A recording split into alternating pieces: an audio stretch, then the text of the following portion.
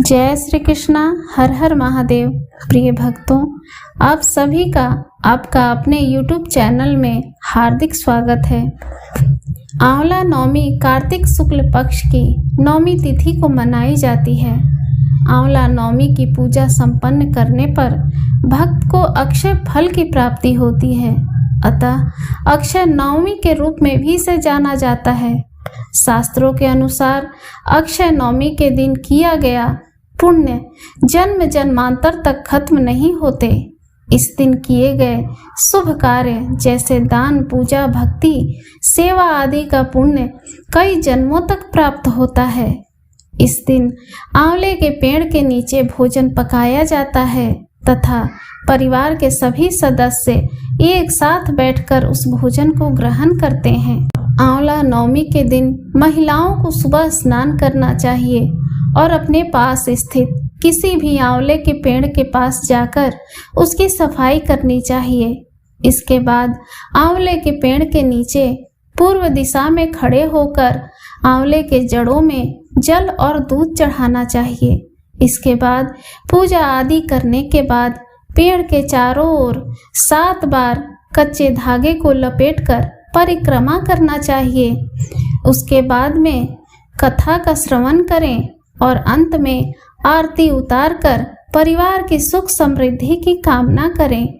अतः भक्तगणों, आइए हम इस पवित्र फलदायी कथा का श्रवण करते हैं। एक बार देवी लक्ष्मी पृथ्वी का भ्रमण करने आई।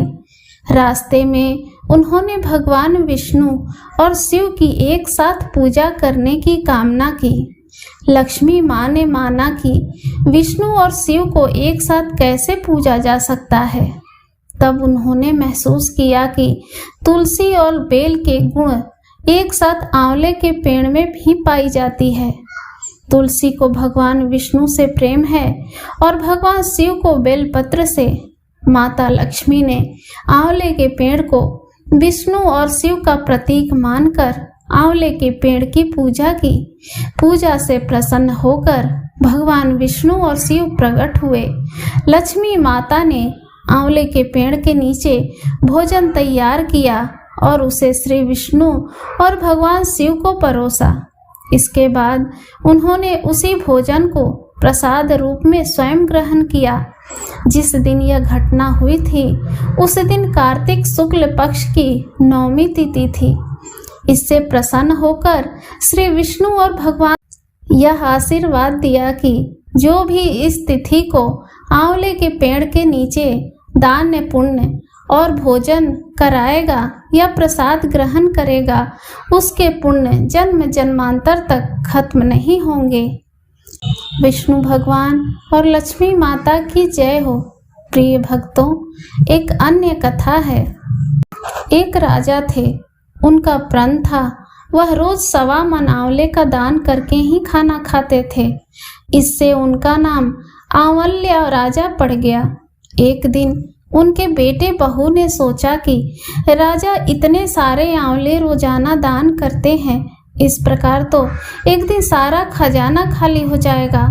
इसलिए बेटे ने राजा से कहा कि उसे इस तरह दान करना बंद कर देना चाहिए। बेटे की बात सुनकर राजा को बहुत दुख हुआ और राजा रानी महल छोड़कर बियाबान जंगल में जाकर बैठ गए। राजा रानी आंवला दान नहीं कर पाए और प्रण के कारण कुछ खाया नहीं। जब भूखे प्यासे 7 दिन हो गए तब भगवान ने सोचा कि यदि मैंने इनका प्रण नहीं रखा और इनका सत नहीं रखा तो विश्वास चला जाएगा। इसलिए भगवान ने जंगल में ही महल, राज्य और बाग बगीचे सब बना दिए और ढेरों आंवले के पेड़ लगा दिए। सुबह राजा रानी उठे तो देखा कि जंगल में उनके राज्य से भी दुगना राज्य बसा हुआ है। राजा रानी से कहने लगे, रानी देख, कहते हैं ना कि सत को नहीं छोड़ना चाहिए। आओ नहा धोकर आंवले का दान करें और भोजन करें। राजा रानी ने आंवले दान करके खाना खाया और खुशी खुशी जंगल में रहने लगे। उधर आंवला देवता का अपमान करने और लक्ष्मी माता का अपमान करने के कारण, माता पिता से बुरा व्यवहार करने के कारण बहू बेटे के बुरे दिन आ गए। राज्य दुश्मनों ने छीन लिया, दाने दाने को मोहताज हो गए और कांड ढूंढते हुए अपने पिताजी के राज्य में आ पहुँचे। उनके हालात इतने बिगड़े हुए थे कि पिता ने उन्हें बिना पहचाने हुए काम पर रख लिया। बेटे बहू सोच भी नहीं सकते थे कि उनके माता पिता इतने बड़े राज्य के मालिक भी हो सकते हैं, सो उन्होंने भी अपने माता पिता को नहीं पहचाना। एक दिन बहू ने सास के बाल गूंथते समय उनकी पीठ पर मस्सा देखा। उसे यह सोचकर रोना आने लगा कि ऐसा मस्सा मेरी सास के भी पीठ पर था। हमने यह सोचकर उन्हें आंवला दान करने से रोका था कि हमारी सब धन नष्ट हो जाएगा।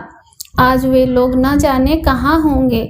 यह सोचकर बहू रोने लगी और उसके आंसू टपक टपक कर सास की पीठ पर गिरने लगे। रानी ने तुरंत पलटकर देखा और पूछा कि तू क्यों रो रही है? उसने बताया कि आपकी पीठ पर जैसा मस्सा है, मेरी भी सास की पीठ पर भी वैसा ही मस्सा था।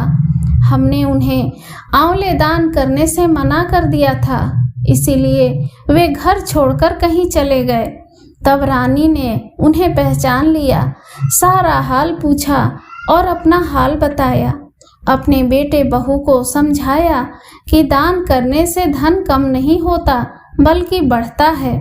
बेटे बहू भी अब सुख से राजा रानी के साथ रहने लगे। हे भगवान, जैसा राजा रानी का सत रखा वैसा सबका सत रखना। कहते सुनते हुंकार भरते सारे परिवार को सुख शांति से रखना। जय हो विष्णु भगवान लक्ष्मी माता की जय। प्रिय भक्तों, कथा कैसी लगी कमेंट में ज़रूर बताइएगा। अगर कोई त्रुटि हो गई हो तो क्षमा कीजिएगा।